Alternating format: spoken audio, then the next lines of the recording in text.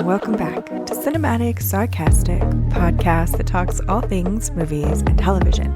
I'm Natalie, and I'm your host. Happy New Year, everyone. I know this is coming out a little bit later than probably expected. I did intend to get this out a little bit sooner than now, but one of the things that we're going to talk about today, I was waiting on a film that did not come out at every theater where I am located, so I had to kind of finesse some things and get to a theater that did have the film that I wanted to talk about today. And so that took a little while and delayed my getting out this episode. But today we are going to talk about two different things, a television show and a film, but both that are based on the exact same thing. So we're going to talk about The Count of Monte Cristo. Now, this is a book for anyone who is not familiar with this story. I think most people, if not all people, probably are. The book was published, I believe, in 1844, but it follows this man named Edmond Dantes through his getting betrayed, ending up in prison for 15 years, and then coming back as the Count of Monte Cristo and getting his revenge for what was done to him.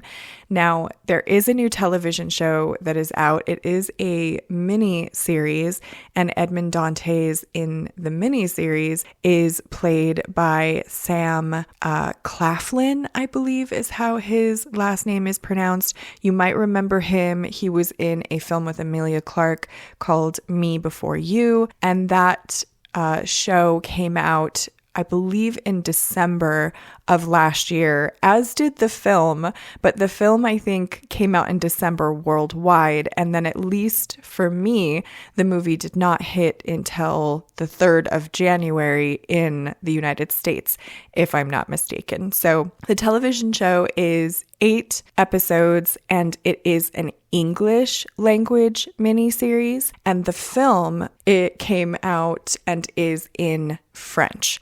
So if you do not like subtitles or having to read subtitles and you are not a native French speaker, then the television show is probably the one that is more so going to be for you.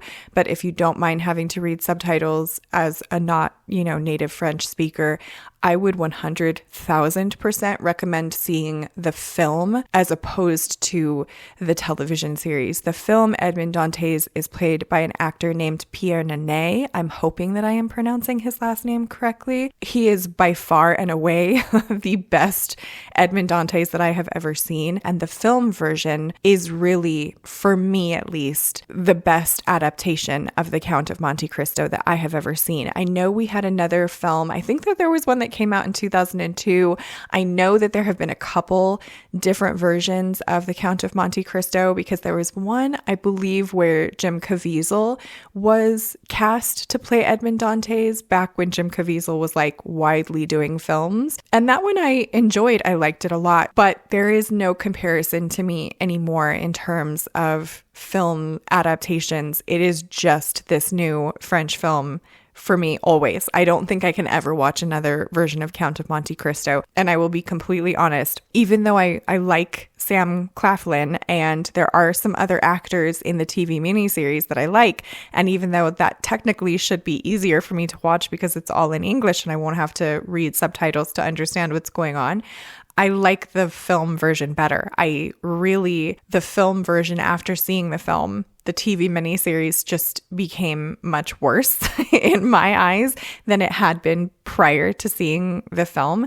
The way that they did the film, there are some details in it, and I don't want to give too much away for anyone who is not familiar with the story or wants to be able to watch both and kind of make up their own opinions. But there are some little details about things that they change between the film version and the television series version. So just as an example, at the very beginning of the film, when we're talking about getting to see Edmond Dantes and the betrayal that happens before he ever makes it to prison or before he's ever taken to prison, the way in which the film portrays that is just absolutely beautiful. And the way that the television show portrays it is just, it's very quick. It's very cold, if that is the appropriate word for it. So like in the film version, for instance, there is this really incredible intimate moment that they show in the film. And I don't mean intimate as in like sexy. I mean intimate as in just this connection between the characters. You see Edmond Dantes and Mercedes before their marriage when he comes back from the ship, and her cousin, and you get to see the connection that the three of them have and why the cousin is so hellbent. Like you can see, it's like palpable, his affection for his cousin and like why he wants to marry her and why that betrayal happens. Whereas in the television show, that intimate moment is not there. You never see that.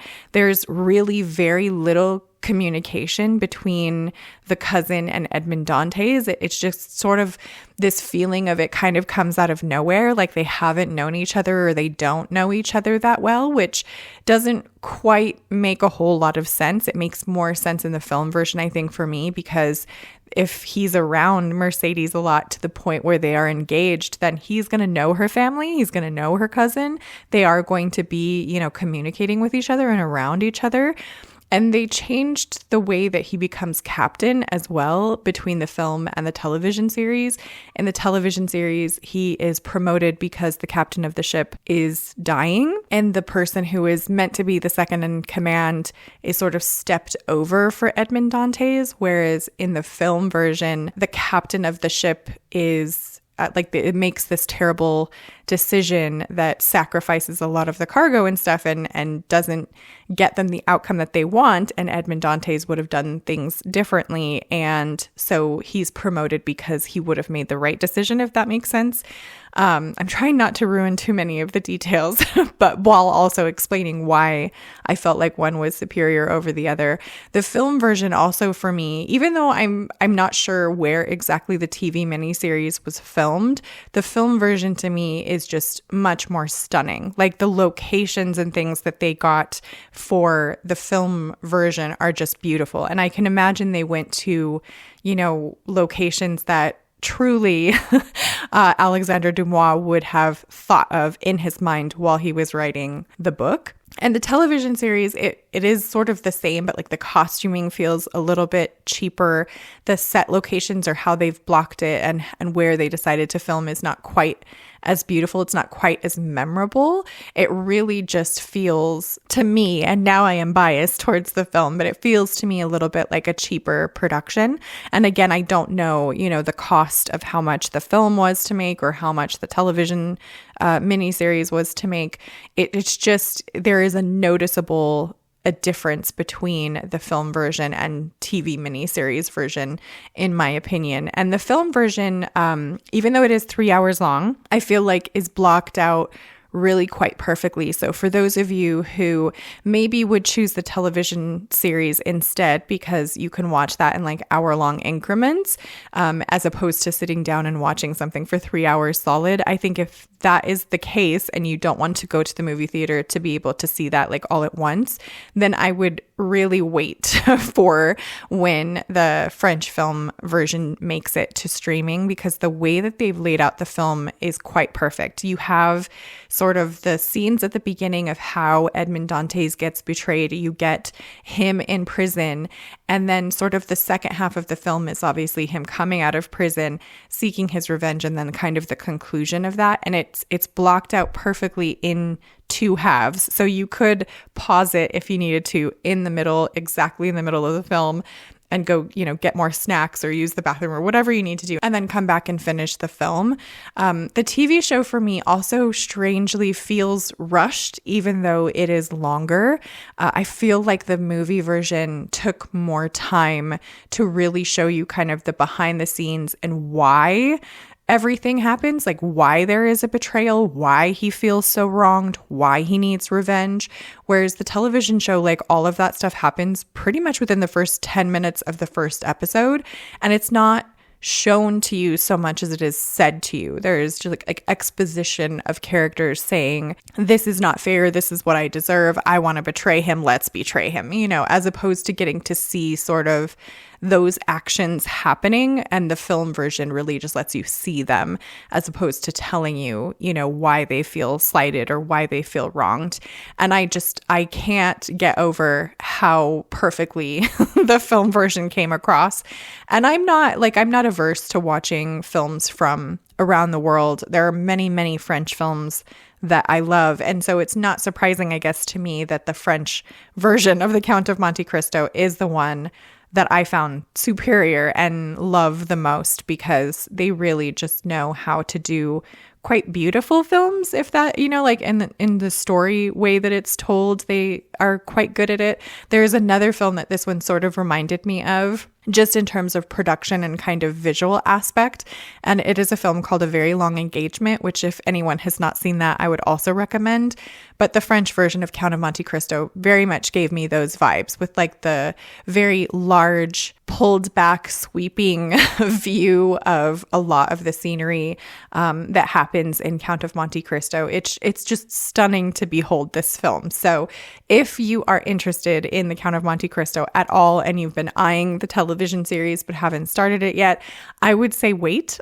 I would say wait and find a theater that has the French film playing, because it is truly exquisite, and I think that you will enjoy that one much more so than the television miniseries. But those are my thoughts. I would love to know what you guys thought if you have watched the miniseries or if you have seen the French film of the Count of Monte Cristo. Subscribe to join the Movie Nerd family, and I hope to see you in the next episode.